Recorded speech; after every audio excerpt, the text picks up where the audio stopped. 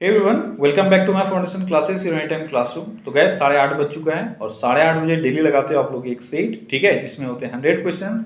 तो आज हम लोग एक और सेट इसमें करने जा रहे हैं, तो जल्दी से आप सभी आ जाओ क्योंकि ये सेट आपके बिहार ईएसआई एग्जाम जो होने वाला है और बिहार एसआई उन सभी के लिए बेहद इंपॉर्टेंट है। और कोई भी एग्जाम जहाँ पे भी जीके पूछा जाएगा उन सभी एग्जाम के लिए ये बेहद इंपॉर्टेंट है, ठीक है। तो जल्दी से आप सभी लाइव आ जाओ, उसके बाद फिर हम लोग स्टार्ट करते हैं आज का सेट। तो चलिए स्टार्ट करते हैं। आज का हमारा पहला क्वेश्चन है, शिवाजी कब और कहाँ पैदा हुए। तो शिवाजी का जन्म कब हुआ और कहाँ हुआ। तो शिवाजी का जन्म 1627 ईस्वी में सिवनेर में हुआ, ठीक है। इनके जन्म को लेकर कंफ्यूजन है इतिहास में, कहीं आपको 1627 मिलेगा, कहीं आपको 1630 मिलेगा, ठीक है। तो दोनों में से कोई एक ही आपके ऑप्शन में रहेगा और जो रहेगा आप आंसर करके आओगे। अगला क्वेश्चन है, नानाजी साहब के नाम से कौन प्रसिद्ध थे। नानाजी साहब के नाम से किनको जाना जाता था। बालाजी बाजीराव को नानाजी साहब के नाम से जाना जाता था। अगला क्वेश्चन है, कबीर किस धार्मिक नेता का शिष्य था। तो कबीर रामानंद के शिष्य थे। अगला क्वेश्चन है, सिखों के दूसरे गुरु कौन थे। सिखों के दूसरे गुरु कौन हुए, ये हुए गुरु अंगद, ठीक है। अगला क्वेश्चन है, तमिलनाडु का प्रसिद्ध चिदम्बरम मंदिर समर्पित है। प्रसिद्ध चिदम्बरम मंदिर किनको समर्पित है। किनको समर्पित है, यह है नटराज को समर्पित। अगला क्वेश्चन है, लॉर्ड वेलेस्ली के साथ संधि पर हस्ताक्षर करने वाला निजाम कौन था। किस निजाम ने लॉर्ड वेलेस्ली के साथ संधि पर हस्ताक्षर किया था। कौन था वो था निजाम अली, ठीक है। अगला क्वेश्चन है, विधवा विवाह कानून किसने पास किया। विधवा विवाह कानून, तो ये लॉर्ड कैनिंग के द्वारा पास किया गया था। कब, 1856 ईस्वी में। और विधवा विवाह कानून पास होने के समय में कानून ने एक और चीज को खत्म किया था। वो क्या था, वो था डलहौजी के द्वारा स्टार्ट किया गया डॉक्ट्रिन ऑफ लैप्स, ठीक है। तो दोनों आप याद रखना, 56 में ही हुआ था। अगला क्वेश्चन है, ब्रिटिश इंडियन आर्मी में चर्बी वाले कारतूस वाली नई एनफील्ड राइफलें कब आई। तो ब्रिटिश इंडियन आर्मी में चर्बी वाला कारतूस कब लाया गया था। कब लाया गया था, ये लाया गया था 1857 में। लेकिन 1857 में कब, जनवरी 1857 या फरवरी 1857। तो आपका सही आंसर क्या होगा, आपका सही आंसर होगा जनवरी 1857। अगला क्वेश्चन है, the Indian war of independence 1857 नामक किताब के लेखक कौन थे। The Indian war of independence 1857, इस पुस्तक को किसने लिखा है। किसने लिखा है, वीडी सावरकर ने लिखा है। अगला क्वेश्चन है, भारतीय सुधार संघ की स्थापना 1870 में किसने की। तो 1870 में भारतीय सुधार संघ की स्थापना की गई थी केशव चंद्र सेन के द्वारा। अगला क्वेश्चन है, मंगल पांडे जिसने अकेले ही 29 मार्च 1857 को अंग्रेजों के खिलाफ बगावत की थी, किस ब्रिटिश इंडियन सेना से संबंधित था। तो मंगल पांडे से रिलेटेड क्वेश्चन है, जल्दी बताओ क्या होगा सही आंसर। तो सही आंसर है बैरकपुर में स्थित 34वीं नेटिव इन्फेंट्री, इसी टीम से, इसी बैरक से वह संबंधित थे। अगला क्वेश्चन है, 1857 की क्रांति के समय गवर्नर जनरल कौन था। 1857 के क्रांति के समय गवर्नर जनरल कौन था, ये था लॉर्ड कैनिंग, ठीक है। अभी 1856 में भी हम लोगों ने देखा था, 1856 में कैनिंग आ चुके थे। अगला क्वेश्चन है, अखिल भारतीय किसान सभा के पहले अधिवेशन में अध्यक्ष कौन बना था। अखिल भारतीय किसान सभा के पहले अधिवेशन के अध्यक्ष कौन बने थे, ये बने थे स्वामी सहजानंद, ठीक है। अगला क्वेश्चन है, एक अंतरिक्ष यात्री पृथ्वी तल की तुलना में चंद्र तल पर अधिक ऊंचाई छलांग लगा सकता है, क्यों। क्या बोला जा रहा है, पृथ्वी की तल की तुलना में चंद्रमा पर कोई अधिक ऊंचा तक उछल सकता है। क्या है इसका कारण, इसका कारण है कि चंद्रमा का जो तल है वहां पर गुरुत्वाकर्षण बल पृथ्वी की तल की अपेक्षा कम है, ठीक है, इसलिए अधिक ऊंचाई तक वह कूद सकता है। अगला क्वेश्चन है, यदि किसी गेंद को ऊर्ध्वाधर रूप से ऊपर फेंका जाए तो गुरुत्वीय त्वरण होगा। तो अगर किसी गेंद को हम लोग ऊपर फेंकते हैं वर्टिकली, तो उसका त्वरण यानी एक्सेलरेशन किस तरह का होगा। तो गेंद की गति की विपरीत दिशा में उसका त्वरण होगा, ठीक है। अगला क्वेश्चन है, जड़त्व आघूर्ण का मात्रक है। जड़त्व आघूर्ण का मात्रक क्या होता है, क्या होता है, ये होता है किलोग्राम मीटर स्क्वायर। क्या होता है, किलोग्राम मीटर स्क्वायर, ये होता है आपका जड़त्व आघूर्ण। यानी इनर्शिया, मोमेंट ऑफ इनर्शिया का मात्रक। अगला क्वेश्चन है, एक घूर्णनी फ्लाईव्हील का आरपीएम निम्नलिखित द्वारा नापा जाता है। अगर किसी भी फ्लाईव्हील का आरपीएम यानी रिवॉल्यूशन पर मिनट आपको मेजर करना है तो आप किस यंत्र का प्रयोग करते हो? आप यूज करोगे स्ट्रेबोस्कोप का। ठीक है। अगला क्वेश्चन है, किसी वस्तु का संवेग निर्भर करता है। तो किसी वस्तु का संवेग किस चीज पर निर्भर करता है? संवेग यानी मोमेंटम। मोमेंटम का फॉर्मूला क्या होता है? P = mv, mass into velocity. ठीक है, तो वह उसके द्रव्यमान और वेग दोनों पर निर्भर करता है। अगला क्वेश्चन है, यांत्रिक ऊर्जा को विद्युत में परिवर्तित करते हैं। यांत्रिक ऊर्जा को विद्युत में परिवर्तित किस यंत्र से आप कर सकते हो? तो कौन सा यंत्र है इन चारों में से? तो आपका सही आंसर है वो है विद्युत जनरेटर। ठीक है, इससे आप यांत्रिक ऊर्जा को विद्युत ऊर्जा में बदल सकते हो। अगला क्वेश्चन है, शुल्क सेल में, शुल्क सेल नहीं है ये शुष्क सेल है यानी ड्राई सेल। ड्राई सेल में जो ऊर्जा संग्रहित होती है वह है, तो ड्राई सेल में रासायनिक ऊर्जा संग्रहित होता है। ठीक है। अगला क्वेश्चन है, जब एक वस्तु का वेग दोगुना हो जाता है तो इसका त्वरण, संवेग, गतिज ऊर्जा, स्थिर ऊर्जा, इन सब पर क्या प्रभाव पड़ता है ये आपको बताना है। इसमें से कोई एक ही स्टेटमेंट आपका सही है। तो मैंने अभी ऊपर बताया था P = mv यानी मास इंटू वेलोसिटी। अगर वेलोसिटी में कुछ चेंजेस होगा तो वही सेम चेंजेस P यानी मोमेंटम में भी होगा, यानी संवेग में भी होगा। तो अगर किसी वस्तु का वेग दोगुना हो रहा है तो उसका संवेग भी दोगुना हो जाएगा। अगला क्वेश्चन है, 1 किलोग्राम राशि का वजन है। 1 किलोग्राम राशि का वजन कितना होता है? कितना होता है? ये होता है 9.8 न्यूटन।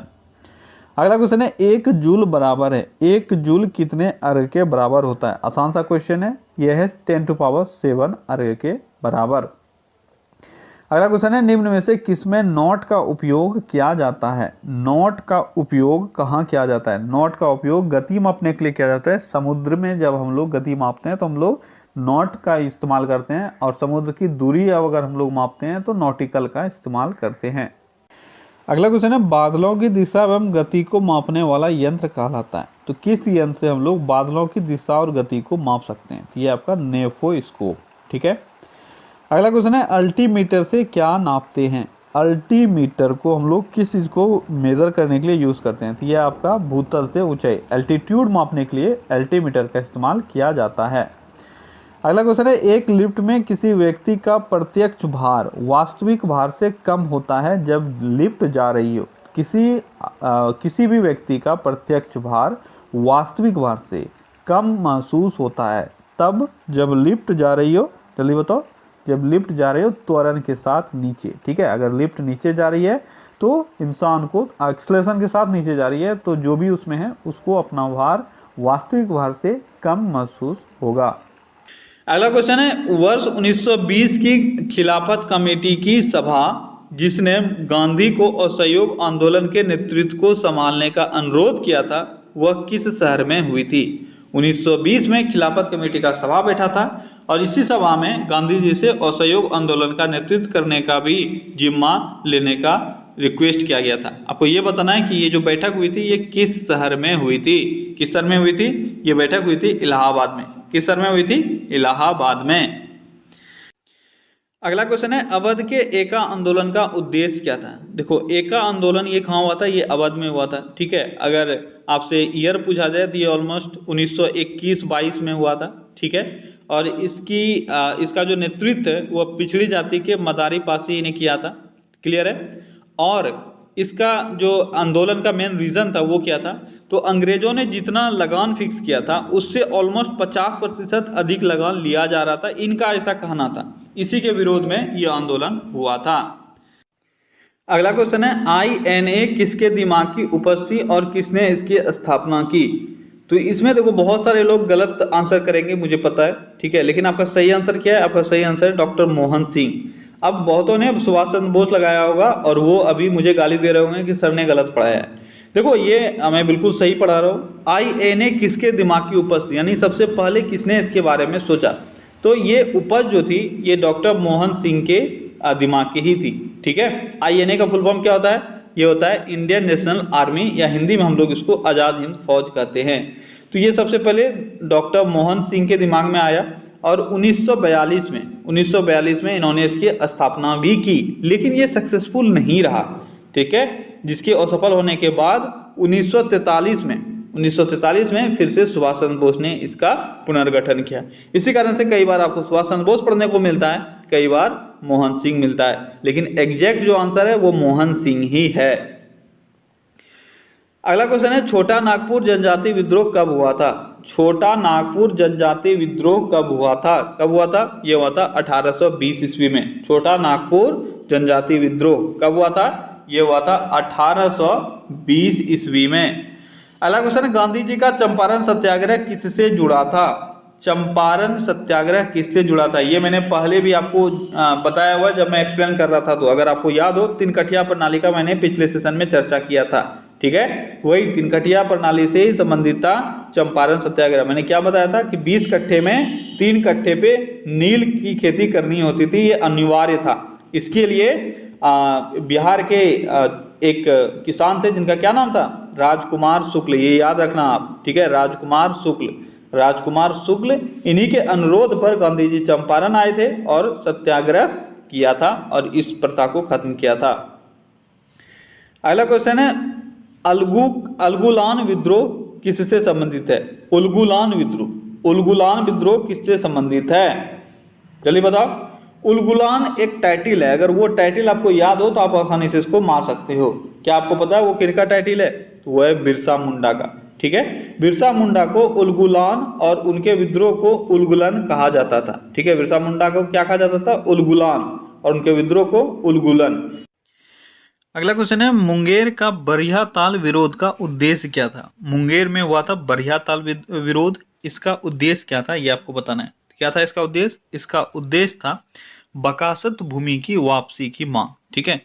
बकासत भूमि की वापसी की मांग, ये वो हुआ करता है जैसे आप बोल सकते हो ना, मतलब स्व अधिकार हुआ करता था उन भूमि पर, लेकिन उस वक्त क्या हुआ था, उनका वो अधिकार छीन लिया गया था और उस पर कुछ प्रॉब्लम चल रहा था, तो वही उसी भूमि के मांग को लेकर ये विरोध हुआ था।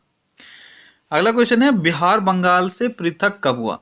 बंगाल और बिहार ये दोनों एक दूसरे से अलग कब हुआ ये आपको बताना है। देखो इसमें क्वेश्चन को थोड़ा सा ध्यान से आपको पढ़ना है। यहाँ पे 2 ऑप्शन आपको देख के कंफ्यूजन हो रहा होगा, 11 और 12। जिसने थोड़ा डिटेल पढ़ा है ऐसे एग्जैक्टली आप 12 मार्क के निकल जाओगे।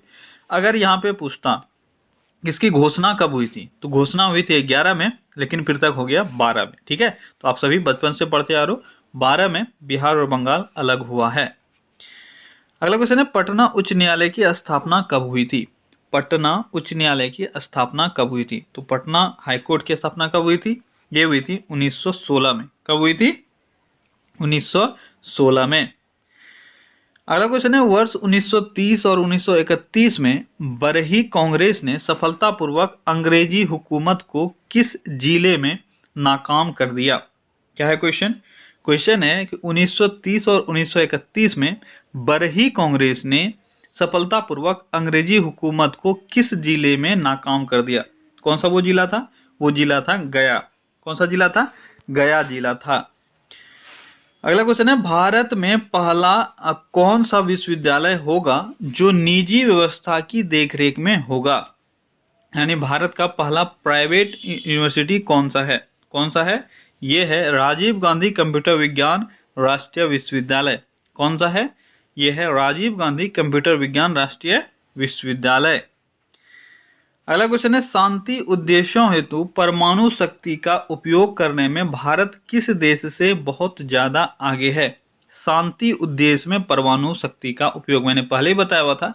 परमाणु शक्ति का हम लोग 2 तरह से उपयोग कर सकते हैं। एक शांति उद्देश्य से, यानी इसमें आप कुछ भी एक ऐसे पर्पज से यूज करते हो जो आपके डे टू डे एक्टिविटीज में हेल्प करता है, और दूसरा विस्फोटक बनाकर। तो आपको ये बताना है कि किस देश से बहुत ज्यादा आगे है। कौन सा देश है वो? जल्दी बताओ। तो वो देश है पाकिस्तान, ठीक है। इन चारों में से अगर देखो तो पाकिस्तान से भारत बहुत आगे है। अगला क्वेश्चन है शहतूत विश्व का सबसे सुंदर, गर्म और हल्का ऊन माना जाता है, वह कहाँ पैदा होता है? शहतूत कहाँ पैदा होता है? कहाँ होता है? ये होता है उज्बेकिस्तान में। कहाँ होता है? उज्बेकिस्तान में, ठीक है।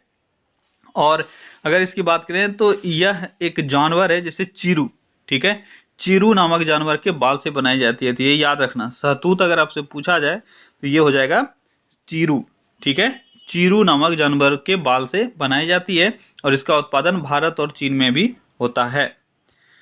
अगला क्वेश्चन है डायनमो कन्वर्सन, यहाँ पे पूछा जा रहा है डायनमो कन्वर्ट करता है किस एनर्जी को किस में। तो आप सभी को पता है डायनमो जो है वह यांत्रिक ऊर्जा को विद्युत ऊर्जा में परिवर्तित करता है।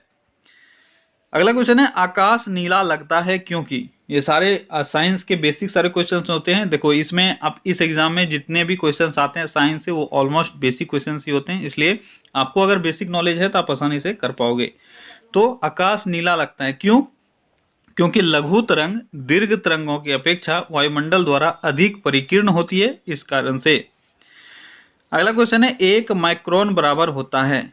ये सारे मैंने वन लाइनर में पढ़ाया हुआ है आपको और आप सभी को पता भी होगा। तो 1 माइक्रोन बराबर कितना होता है आप जानते हो कितना होता है? ये होता है 1/1000 mm। कितना होता है? 1/1000 mm। अगला क्वेश्चन है अति चालक का लक्षण क्या है? अति चालक यानी सुपर कंडक्टर, सुपर कंडक्टर का लक्षण क्या है? तो सुपर कंडक्टर उन कंडक्टर्स को कहते हैं जिसका पारगम्यता अनंत होता है।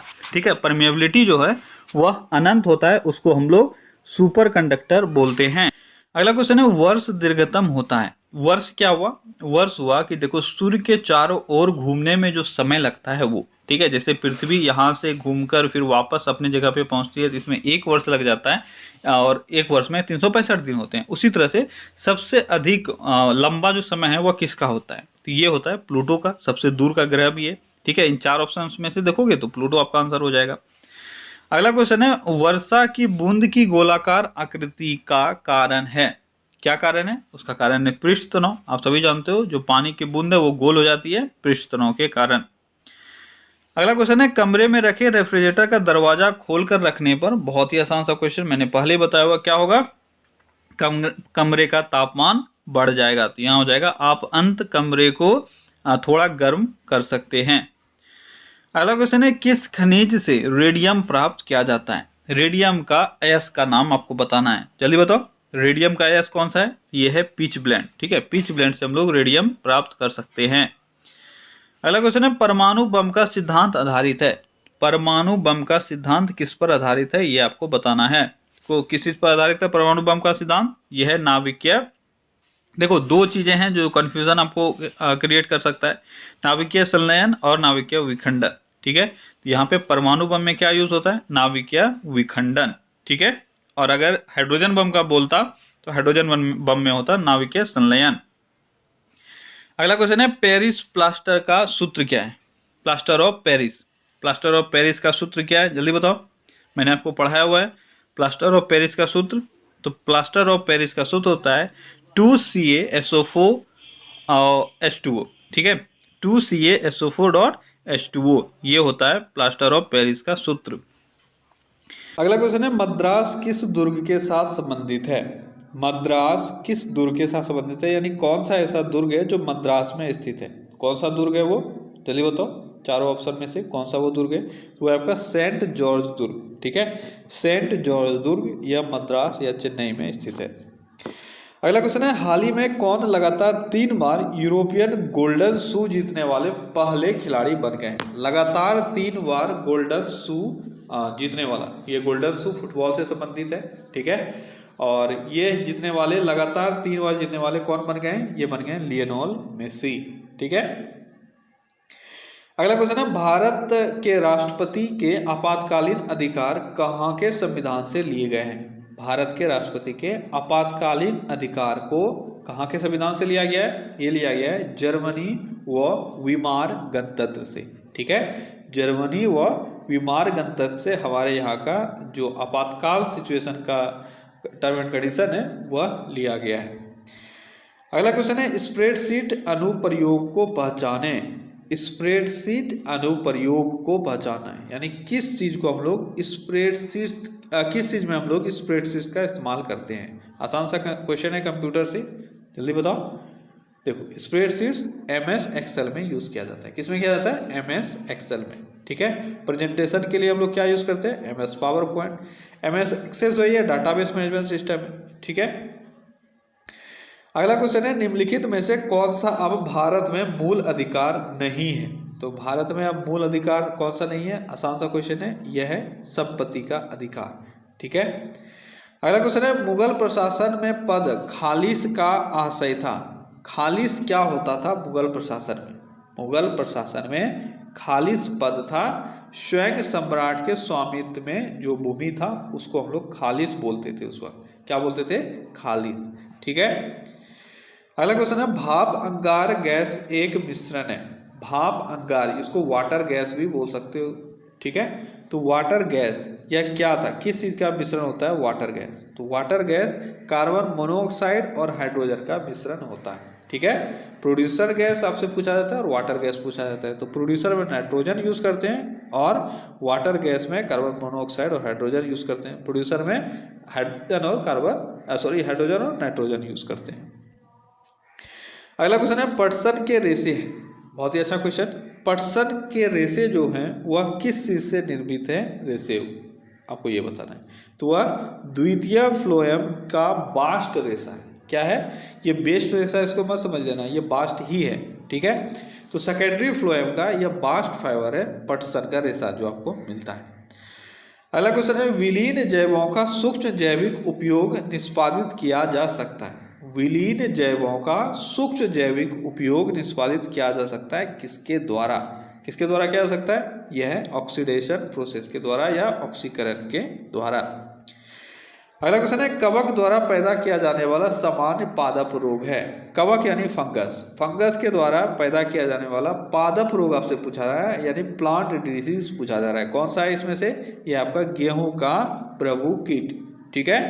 गेहूं का ब्रभु कीट जो है यह है कवक के द्वारा यानी फंगस के द्वारा उत्पन्न किया गया एक रोग। ये गेहूं का ब्रभु कीट जो है ये कौन सा हुआ? इसको हम लोग इंग्लिश में व्हीट रस्ट बोलते हैं। ठीक है। रस्ट जिस तरह से लगता है, जैसे रस्ट आपका लोहे में जिस तरह से लगता है, उसी तरह से जो व्हीट का पौधा है उसके बॉडी पे लग जाता है, उसके तना पे लग जाता है, उसी वही रोग जो है उसी का बात यहाँ पे किया जा रहा है। ठीक है। और वह फंगस के द्वारा होता है।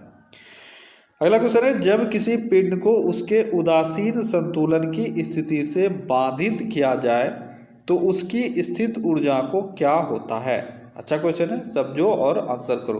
क्या बोला जा रहा है? अगर किसी पिंड को उसके उदासीन संतुलन से यानी न्यूट्रल पोजीशन में वो पड़ा हुआ है, ठीक है, कोई बॉडी है वो न्यूट्रल पोजीशन में पड़ा हुआ है, अगर उसकी स्थिति से उसको बाधित किया जाए यानी इस स्थिति में इसका थोड़ा सा चेंजेस लाया जाए तो उसकी स्थितिज ऊर्जा में क्या अंतर होगा? देखो, किसी भी ऑब्जेक्ट का स्थितिज ऊर्जा यानी पोटेंशियल एनर्जी हाईएस्ट तब होता है जब वह अपने न्यूट्रल पोजीशन में हो। ठीक है। अगर उस पोजीशन से उसको हटा लिया जाए या उसमें पोजीशन में कुछ चेंज कर दिया जाए तो उसका जो स्थितिज ऊर्जा है वह कम हो जाएगा। ठीक है। आपका सही आंसर ए हो जाएगा। क्लियर है? अगला क्वेश्चन है, म्यांमार की राजधानी कौन सी है? म्यांमार की राजधानी, आसान सा क्वेश्चन है, जल्दी बताओ। तो आपने म्यांमार की राजधानी नायपीतो पढ़ा है। ठीक है। नायपीतो यहाँ पे है ही नहीं, यहाँ पे क्या है? नैपियोडो। ठीक है। उसी को अलग अलग तरह से भी लिखा जाता है, तो नैपियोडो, नैपीतो ये सब एक ही है। ठीक है।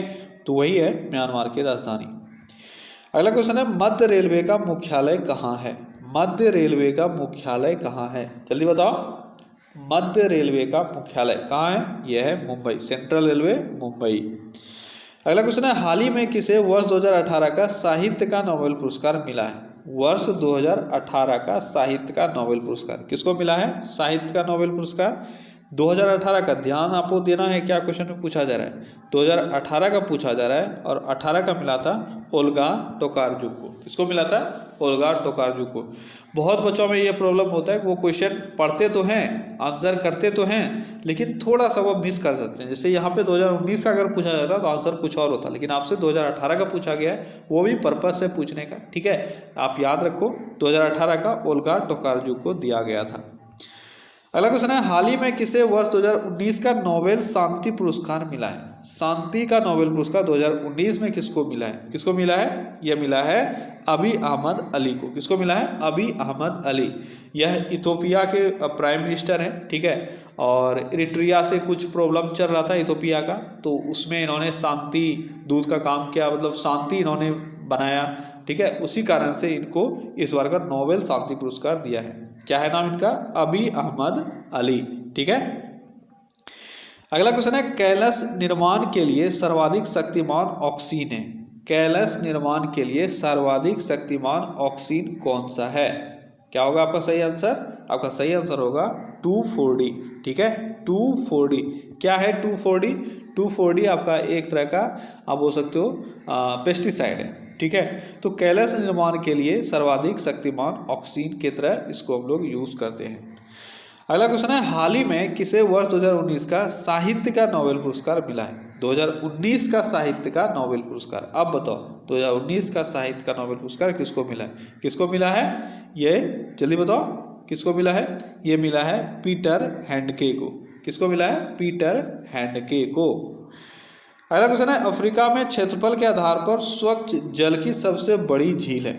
अफ्रीका में क्षेत्रफल के आधार पर स्वच्छ जल की सबसे बड़ी झील कौन सी झील है? कौन सी झील है? वो झील है विक्टोरिया झील। ठीक है, अगला क्वेश्चन है, दृष्टि की यथार्थता किसका काम है? बहुत ही अच्छा क्वेश्चन, दृष्टि की यथार्थता। देखो ऐसे क्वेश्चंस को अगर आप समझ ही नहीं पाओगे तो फिर आंसर कैसे करोगे? इस क्वेश्चन को समझो, बोला क्या जा रहा है। दृष्टि की यथार्थता मतलब जो आपने देखा है वो क्या देखा है, ये कौन बताता है? आपके आंख में अगर थोड़ा सा मैं फॉल्ट कर दूँ, कुछ कर दूँ आंख के साथ, जैसे मान लो आपका कोई आंख कंप्यूटर है उसके साथ में थोड़ा सा सॉफ्टवेयर चेंज कर दूँ, तो मैं जो दिखाना चाहूँगा आप वो देखोगे। लेकिन हमारा आंख भी तो क्या करता है? हमारा आंख जो सामने में है उसको देखता है, यानी वही हो गया दृष्टि का यथार्थता। ये कौन हेल्प करता है इसमें? ये शंकु कोशिकाएं या इसको कॉर्न सेल्स बोलते हैं। ठीक है, दो तरह के सेल्स अंदर में होते हैं आंख के अंदर में, एक होता है रॉड सेल्स और दूसरा होता है कॉर्न सेल्स। ठीक है, रॉड सेल्स कलर विजन के लिए responsible, sorry cone cells colour vision के लिए रिस्पॉन्सिबल है और रॉड सेल्स आपका ब्लैक एंड व्हाइट विजन के लिए रिस्पॉन्सिबल है। दोनों याद रखना। ठीक है, तो जो चीज़ आपने देखा है वो लाल है, हरा है, पीला है, सेम टू सेम कैसा है, तो इसके लिए जो रिस्पॉन्सिबल है वो है शंकु कोशिकाएं। ठीक है, वही आपसे पूछा जा रहा था। अगला क्वेश्चन है, किसी मिश्रण में स्टार्च की मौजूदगी का पता लगाया जा सकता है? किसी मिश्रण में स्टार्च की मौजूदगी का पता हम लोग किस चीज से लगा सकते हैं? किससे लगा सकते हैं? यह है आयोडीन से।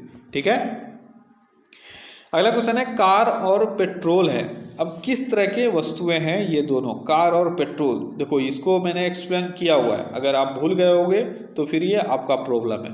मैंने बताया हुआ था कि कार और पेट्रोल किस तरह की चीज़ें हैं, ये है पूरक चीज़ें। ठीक है, यानी अगर आपने कार खरीदा है तो आपको पेट्रोल लेना ही पड़ेगा, इसको हम लोग कॉम्प्लीमेंट्री चीज़ें बोलते हैं। ठीक है, अगर कार खरीदा है तो पेट्रोल लेना ही पड़ेगा। आवश्यकताएं वाले कैसे कैसे चीज़ें हैं जो आपके क्या बोल सकते हो पर डे के यूज़ में आता है, जैसे आपका नमक हो गया, पानी हो गया, अखबार हो गया। ठीक है, ये सारे चीज़ें आते हैं। अगला क्वेश्चन है, अच्छा यहाँ एक और था स्थानापन्न, ये क्या हो गया? सब्स्टिट्यूट, जैसे चाय कॉफ़ी। ठीक है, जो एक दूसरे को रिप्लेस कर सकता है, तो ये सब कुछ चीज़ को याद रखो। अगला क्वेश्चन है, अंतर्राज्य व्यापार पर कर लगाने के लिए कौन प्राधिकृत है? अंतर्राज्य व्यापार यानी दो राज्यों के बीच में अगर व्यापार हो रहा है तो इस पर टैक्स कौन लगाता है? कौन वो डिपार्टमेंट किसके अंदर आता है? तो यह कर किस हिसाब से होगा, क्या होगा, ये सब संसद डिसाइड कर सकती है, यानी केंद्र के अधीन ये अधिकार है। अगला क्वेश्चन है, अंतर्राष्ट्रीय चावल अनुसंधान संस्थान कहाँ है? अंतर्राष्ट्रीय चावल अनुसंधान संस्थान कहाँ है? अंतर्राष्ट्रीय चावल अनुसंधान संस्थान, बहुत सारे बच्चे इसमें गलती करते हैं, वो लोग कटक मार देते हैं। कटक में अंतर्राष्ट्रीय चावल अनुसंधान संस्थान नहीं है। अंतर्राष्ट्रीय चावल अनुसंधान संस्थान मनीला में, कहाँ है? मनीला में। ठीक है, मनीला फिलीपींस। अगला क्वेश्चन है, कौन भारतीय हाल ही में कोमोरोस के सर्वोच्च नागरिक सम्मान the order of the green crescent, the order of the green crescent कहाँ का सर्वोच्च नागरिक सम्मान है? यह है कोमोरोस, कोमोरोस का यह सर्वोच्च सम्मान है। ठीक है, इससे अभी हाल ही में किसको सम्मानित किया गया? इससे अभी हाल ही में वेंकैया नायडू को सम्मानित किया गया है। ठीक है, अगला क्वेश्चन है, निम्नलिखित में से कौन सा नियत लागत के संगत है? नियत लागत यानी फिक्स्ड कॉस्ट। ठीक है, इसमें से क्या फिक्स्ड कॉस्ट के अंतर्गत आता है? परिवहन व्यय, संपत्ति पर बीमा प्रीमियम, कच्ची सामग्री के लिए भुगतान और श्रम लागत। तो देखो परिवहन व्यय, कच्ची सामग्री के लिए भुगतान, श्रम लागत, ये सभी चीज़ें ऐसी चीज़ें हैं जो मार्केट में चेंजेस के अनुसार घटबढ़ हो सकता है। ठीक है, लेकिन संपत्ति पर बीमा प्रीमियम जो है, अगर आपने इंश्योरेंस करवाया हुआ है तो उस पर जो प्रीमियम लग रहा है आपको, वो आपको फिक्स्ड लगेगा, इसमें चेंजेस नहीं आएगा, तो आपका फिक्स्ड कॉस्ट के अंतर्गत ये आ सकता है। ठीक है, अगला क्वेश्चन है, किस देश ने हाल ही में पहली बार पर्यटकों को टूरिस्ट वीजा जारी करने की घोषणा की है? टूरिस्ट वीजा पहली बार ये देश जारी करने जा रहा है, वो कौन सा देश है? वो देश है सऊदी अरब। अगला क्वेश्चन है, नई अखिल भारतीय सेवाएं बनाने के लिए सक्षम प्राधिकारी कौन है? नई अखिल भारतीय सेवाओं को बनाने में सक्षम कौन सा प्राधिकारी है? यह है आपका राज्यसभा। ठीक है, राज्यसभा में नए अखिल भारतीय सेवाओं का सृजन किया जा सकता है। अगला क्वेश्चन है, किस अनुच्छेद के तहत राज्य अपनी नीति का विशिष्टता इस प्रकार संचालन करेगा कि पुरुष और स्त्री सभी नागरिकों को समान रूप से जीविका के पर्याप्त साधन प्राप्त करने का अधिकार होगा? बहुत ही अच्छा क्वेश्चन। आपको उस अनुच्छेद का नाम बताना है जिसमें यह कहा गया है कि राज्य का यह दायित्व होगा कि जो भी स्त्री पुरुष हैं उनको अपने जीवन को बिताने का, अपने जीवन यापन करने का क्या उनका जरिया हो, कैसे वो काम करें, क्या काम करें, ये चीज़ डिसाइड करने का उनका अधिकार स्वयं का होना चाहिए। ठीक है, ये कहा गया अनुच्छेद 39 में। बहुत अच्छा चीज़ है, याद रखना है यहाँ से अनुच्छेद 39। आपने शायद कम बार पढ़ा होगा इसको। ठीक है, अगला क्वेश्चन है, प्रकाश सीधी रेखा में चलता हुआ प्रतीत होता है क्यों? क्यों प्रकाश आपको सीधी रेखा में चलते हुए प्रतीत होती है? क्यों होता है ऐसा? क्योंकि उसका तरंग दैर्घ्य बहुत छोटा होता है। ठीक है, तरंग दैर्घ्य क्या होता है? देखो, ये जो वेव कोई भी मूव करता है, ठीक है, तो दो इसको ऊपर वाले के बीच में लो, दो ऊपर वाले के बीच में या दो नीचे वाले के बीच में। ठीक है, जो डिस्टेंस होता है उसी को हम लोग वेवलेंथ बोलते हैं। नीचे वाले को क्या बोलते हैं? इसको ट्रॉफ बोलते हैं, और ऊपर वाले को क्या बोलते हैं? क्रेस्ट बोलते हैं। ठीक है, तो दो क्रेस्ट के बीच में या दो ट्रॉफ के बीच में जो डिस्टेंस होता है वो वेवलेंथ है। अगर ये बहुत ही छोटा होगा तो आपको ये एक स्ट्रेट लाइन में मूव करता हुआ नजर आएगा। अगला क्वेश्चन है, पानीपत की तीसरी लड़ाई में मराठा तोपखाने का कमांडर कौन था? मराठा तोपखाने का कमांडर पानीपत की तीसरी लड़ाई में कौन था?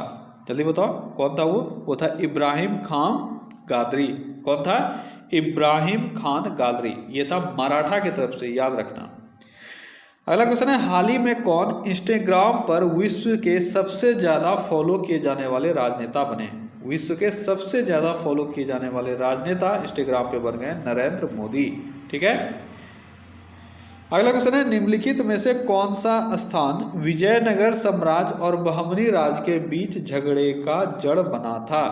विजयनगर और बहमनी, विजयनगर और बहमनी, इस दोनों राज्य के बीच झगड़े का जड़ कौन सा स्थान बना था? कौन सा स्थान था वो था, जल्दी बताओ, कौन सा स्थान था? वो था रायचूर दोआब क्षेत्र। रायचूर दोआब क्षेत्र बहमनी और विजयनगर के बीच झगड़े का कारण बना था। अगला क्वेश्चन है, उच्च मजदूरी के लिए दावे को सहायता मिलेगी? उच्च मजदूरी का मजदूर जो है वह उच्च मजदूरी का दावा कर रहा है। अब इसको और हेल्प मिल सकता है इन चारों ऑप्शन में से किस चीज से? जल्दी बताओ, ऑप्शंस को पढ़ो। पहला ऑप्शन क्या है? बेरोजगारी में वृद्धि दर से, श्रम उत्पादिता में वृद्धि से, उपभोक्ताओं की मांग में कमी से, या कंपनी के लाभ में कमी से। इसमें से क्या कारण हो सकता है जो उच्च मजदूरी के लिए दावे को और हेल्प करे? तो क्या हो सकता है सही कारण? तो सही कारण हो सकता है श्रम उत्पादकता में वृद्धि से। ठीक है, श्रम उत्पादकता में वृद्धि से उच्च मजदूरी दर का दावा किया जा सकता है। अगर मान लो आप अपना एफिशिएंसी बढ़ाते हो तो आप ज़्यादा मजदूरी मांगोगे और कंपनी आपको देना भी चाहेगी। अगर नहीं देना चाहेगी तो आप छोड़ दोगे कंपनी। ठीक है, अगला क्वेश्चन है, हाल ही में किस भारतीय मूल के व्यक्ति को अर्थशास्त्र में नोबेल पुरस्कार मिला है? अभी हाल ही में एक भारतीय मूल के व्यक्ति हैं जिनको अर्थशास्त्र में नोबेल पुरस्कार मिला है। वो कौन है? वो है अभिजीत बनर्जी। अगला क्वेश्चन है, हाल ही में कितने वैज्ञानिकों को भौतिकी का नोबेल सम्मान 2019 दिया गया है? भौतिकी का नोबेल सम्मान कितने लोगों को दिया गया है ये आपको बताना है। कितने लोगों को दिया गया है? ये दिया गया है 3 लोगों को। अगला क्वेश्चन है, गोल्जी काय उत्पन्न हुए? गोल्जी काय यानी गोल्जी बॉडीज जो होते हैं, सेल ऑर्गेनेल है ये आपका एक, और यह कहाँ से उत्पन्न हुआ ये आपको बताना है। तो यह आपका एंडोप्लाज्मिक रेटिकुलम या अंतद्रव्य रेटिकुलम से उत्पन्न होता है। ठीक है, उसी के आसपास आपको ये देखने को भी मिलेगा। अगला क्वेश्चन है, भूपृष्ठ पर जनित वायुमंडलीय दाब किस कारण से है? जो अर्थ के सरफेस पे वायुमंडलीय दाब है, तो आसान सा क्वेश्चन है, किसके कारण हो सकता है? ग्रेविटी के कारण हो सकता है। तो आपका सही आंसर आ जाएगा पृथ्वी के गुरुत्वाकर्षण के कारण। अगला क्वेश्चन है पश्चिमी घाट है। अच्छा क्वेश्चन है, पश्चिमी घाट क्या है? पठार है, पहाड़ी है, पर्वत है, पठार का कगार है, क्या है? पश्चिमी घाट क्या है? पश्चिमी घाट ये पठार का कगार है, ठीक है, पठार का कगार, ये निचला हिस्सा है, इसको बोलते हैं पठार का कगार, ये आपका पठार हुआ, ठीक है, तो ये पठार का कगार वाला हिस्सा है। अगला क्वेश्चन है, निम्नलिखित में से कौन सा विश्व विरासत स्थल के रूप में शामिल नहीं है? विश्व विरासत स्थल के रूप में इन 4 जगहों में से कौन शामिल नहीं हुआ है अभी तक? कौन है वो है आपका चेन्नई सेंट्रल रेलवे स्टेशन, ठीक है, कालका शिमला रेलवे स्टेशन, नीलगिरी पर्वत रेलवे, मुंबई में छत्रपति शिवाजी टर्मिनल स्टेशन, ये सब विश्व विरासत स्थल के रूप में शामिल है, लेकिन चेन्नई सेंट्रल रेलवे स्टेशन को अभी तक शामिल नहीं किया गया है। अगला क्वेश्चन है, कॉर्टिसोन औषधि है एक। कॉर्टिसोन औषधि, कॉर्टिसोन मेडिसिन जो है यह क्या है? कॉर्टिसोन मेडिसिन क्या है? कॉर्टिसोन मेडिसिन एक हार्मोन है, ठीक है। अगला क्वेश्चन है, अधिकांश ईंधन कार्बन यौगिक होते हैं। अधिकांश ईंधन कार्बन यौगिक होते हैं, किसके साथ मिले हुए होते हैं? तो अधिकांश ईंधन जो है वह कार्बन यौगिक होते हैं हाइड्रोजन के साथ में, ठीक है। अगला क्वेश्चन है, सामान्यतः किसी विनिर्दिष्ट जैविक तंत्र का घटक 9 माने जाने वाले किसी विदेशी यौगिक को कहा जाता है। बायो से आपका एक अच्छा सा क्वेश्चन है, ठीक है। क्वेश्चन को सबसे पहले समझो। क्वेश्चन ये बोला जा रहा है, कोई भी एक जैविक तंत्र है यानी बायो का सिस्टम है, ठीक है, बायोलॉजिकल सिस्टम है, उसमें से एक ऐसा चीज है जो उसमें नहीं होना चाहिए था लेकिन है वो, ठीक है, वो क्या बोलते हैं? बेगाने शादी में अब्दुल्ला दीवाना, वही चीज़, उसका वहाँ कोई ज़रूरत नहीं है लेकिन फिर भी वो रहेगा, और ऐसा हर एक चीज़ में, इसी को तो हम लोग पॉल्यूटेंट बोलते हैं, ठीक है, आपको उस चीज़ की ज़रूरत नहीं है पर फिर भी वो वहाँ पे अवेलेबल है। तो बायोलॉजिकली जब किसी भी बायोलॉजिकल सिस्टम में ऐसा चीज़ पाया जाता है तो उसको हम लोग जीनोबायोटिक्स बोलते हैं। क्या बोलते हैं? जीनोबायोटिक्स, इंपॉर्टेंट है, याद रखना। क्या हुआ जीनोबायोटिक्स? तो जिसकी ज़रूरत नहीं है उस सिस्टम में वो वहाँ अवेलेबल है, उसको हम लोग जीनोबायोटिक्स बोलते हैं। अगला क्वेश्चन है, प्राकृतिक रोग में 2 प्रावस्थाएं होती है, यथा वह क्या क्या होता है?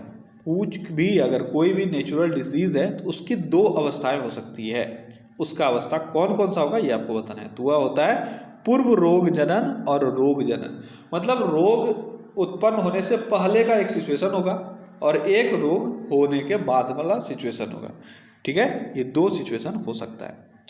अगला क्वेश्चन है, समग्र मांग और समग्र पूर्ति के मिलन बिंदु को कहते हैं। समग्र मांग यानी टोटल जो मांग है और टोटल पूर्ति है, यानी टोटल डिमांड और टोटल सप्लाई अगर बराबर हो जाए या मिल जाए, मिलन बिंदु वही हुआ, दोनों बराबर हो जाए, तो उसको हम लोग क्या बोलते हैं?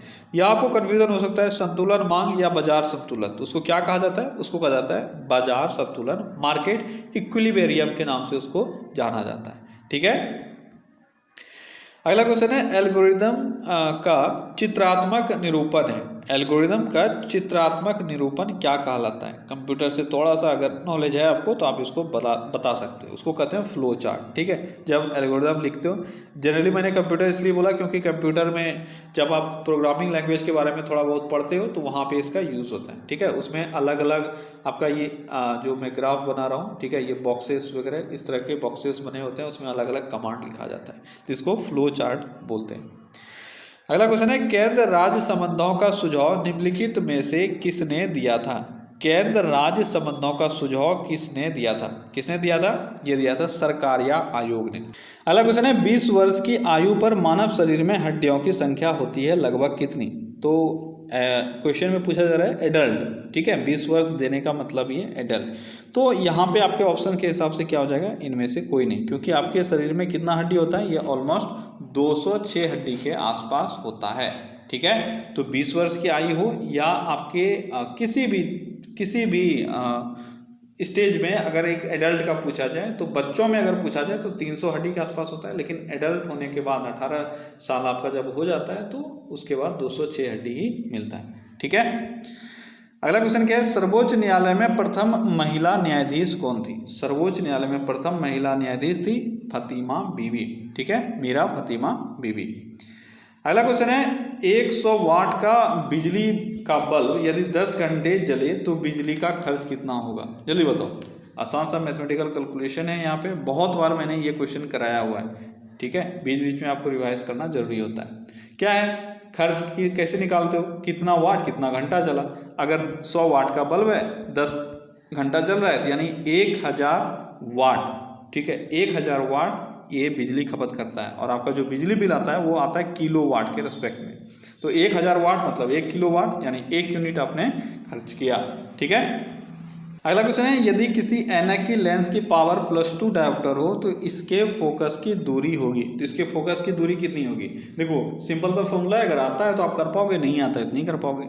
तो किसी भी लेंस का पावर जो होता है, जिसको हम लोग डायोप्टर में मेजर करते हैं, वो क्या होता है? वो होता है 2/f, ठीक है। क्या होता है? 1/f। क्या होता है डायोप्टर नहीं, पावर इसको लिखो, पावर क्या होता है? 1/f, ठीक है। तो 1/f, और यहाँ पे f ही आपको निकालना है, और हम लोग हमेशा स्टैंडर्ड यूनिट में लेते हैं, यानी मीटर में लेते हैं, ठीक है।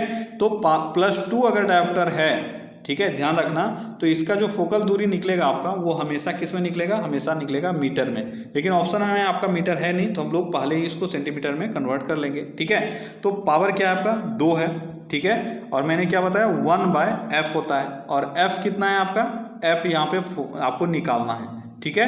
तो पावर 2 हो गया और f आपको निकालना है, तो यहाँ पे 1 के जगह पे आपका क्या आ जाएगा? f अगर लिखोगे ये हो जाएगा 1/2, और ये 1 मीटर है, ध्यान दो 1 मीटर है, तो इसको सेंटीमीटर में कन्वर्ट करेंगे तो ये हो जाएगा 100/2, यानी 50 सेंटीमीटर। क्लियर है? तो बहुत सारे बच्चे बस थोड़ा सा वो मिस कर देते हैं कैलकुलेशन में, उसके बाद उनका आंसर नहीं आता है। कहीं पे अगर हाफ रहता, 0.2 रहता, 0.5 रहता, तो वो लोग आप लोग मार के निकल जाते हैं। थोड़ा सा आपको कॉन्शियस रहना पड़ेगा, ठीक है। यूनिट जो स्टैंडर्ड लोगे हमेशा मीटर में लोगे। क्लियर है? ओके गाइस, तो ये था आज का टॉप 100 क्वेश्चन, ठीक है। चलिए कल फिर से मिलते हैं अगले सेट में, लेकिन उससे पहले जिसको भी आपने शेयर नहीं किया है, जो अभी तक हम लोग के साथ नहीं जुड़े हैं, जल्दी से शेयर करो और उनको अपने साथ जोड़ लो, ठीक है। चलिए फिर से मिलेंगे कल अगले सेट में। Till then take care, bye bye.